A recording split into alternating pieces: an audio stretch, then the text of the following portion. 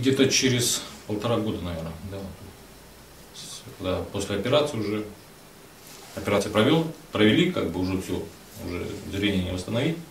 Полностью узнал про, ну, подсказали мне про эту организацию в области. Я узнал, туда с ними связался, позвонил, у нас председатель первичной организации, он тоже незрячий полностью. И он меня свел с этим скаучем. И сразу предложили как бы поехать в центр реабилитации. Тоже было сначала как бы страшно, что как, куда, один слепой поеду, не вижу ничего. Потом зря, боялся, честно скажу.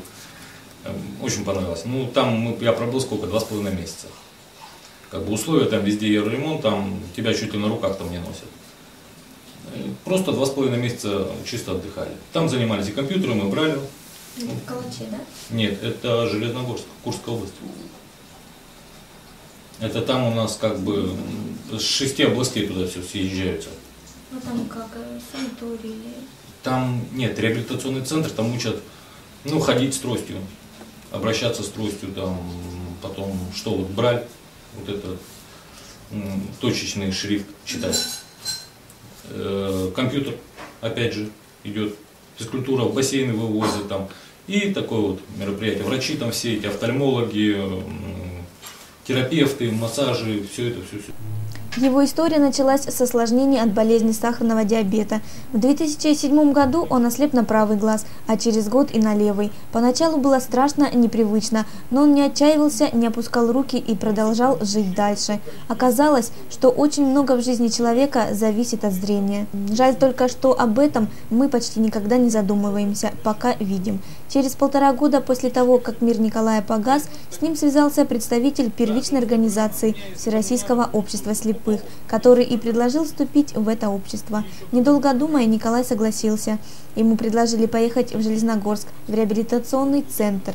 Там учат слепых обращаться с тростью, вышиванию, бисероплетению и многим другим вещам, которые обычные люди выполняют с легкостью. В реабилитационном центре он провел 2 месяца. Для Николая эти месяцы стали незабываемыми. Появилось много друзей, с которыми сейчас он общается по интернету с помощью специальной компьютерной программы для незрячих. Сейчас для слепых есть специальная говорящая программа JAWS – доступ к работе с помощью речи. Ее подключают к компьютеру, и незрячий человек может работать. Программа проговаривает все действия. Николай хорошо владеет компьютерной программой JAWS и с радостью помогает другим. Я пока не выходил, вот, надо будет тоже пробовать. Есть такой сайт Ventrilo. Это чисто слепецкий сайт. Туда выходят ну, отовсюду, и Украина, и Белоруссия, и по всей России. Там собираются целыми сутками, бывает, сидят, там занимаются и бисероплетением, и эти что, где, когда игры там у них идут, и кулинария, и вяжут они там, и английским занимаются, и эсперанто, вот этот вот язык, знаете, международный язык со всего мира. Короче, даже с Италии, с Японии, все созваниваются вот на эту эсперанту незрячие, и там они общаются вот на этом языке. Как бы есть много, короче, возможностей как бы заниматься вот в компьютере, если чисто вот сидеть. Радио у них сейчас свое. В жизни человека дается немало испытаний. Главное, как эти испытания человек воспринимает. Одни становятся сильнее и добрее, другие озлобляются, третьи и вовсе ломаются. Николай удар судьбы принял достойно и превратил его в благо. Заимел много друзей, которым он оказывает поддержку, дает советы и консультации. Это очень открытый и коммуникабельный человек. Его мама – гостеприимная хозяйка. Родители поддерживают сына во всем, а он поддерживает их.